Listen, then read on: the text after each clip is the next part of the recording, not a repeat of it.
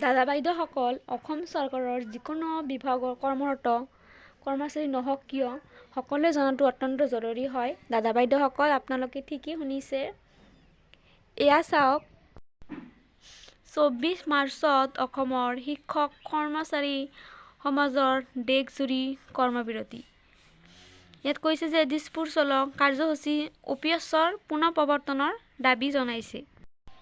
আৰু যাৰ ফলত ইতিমধ্যে আসাম কলেজ ৰিচাৰ্চ এছ'চিয়েশ্যন আৰু অসম সচিবালয় সেৱা সন্থা আৰু লগতে সৌদ অসম ন্যায়িক কৰ্মচাৰী সন্থা সকলোৱে সঁহাৰি জনাইছে।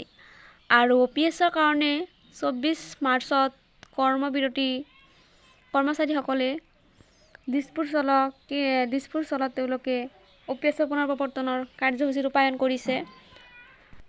আৰু 1 এপ্ৰিলৰ পৰা যিহেতু কেন্দ্ৰীয় চৰকাৰে কৈছে যে OPSৰ প্ৰৱৰ্তন কৰিব আৰু তাৰ বাবে আহুতি সূচনা জাৰি কৰিছে। আৰু যাৰ ফলত কৰ্মচাৰীসকলৰ বাবে এক পৰীক্ষাৰ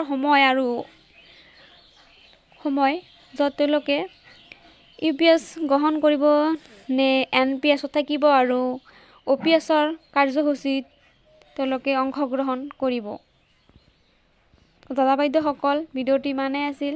সেই কৰ্মচাৰীৰ প্ৰতিটো শেহতীয়া খবৰৰ বাবে লাইক এটা দি চেনেলটো ছাবস্ক্ৰাইব কৰিবলৈ নাপাহৰিব। ভিডিঅ'টো চোৱাৰ বাবে ধন্যবাদ।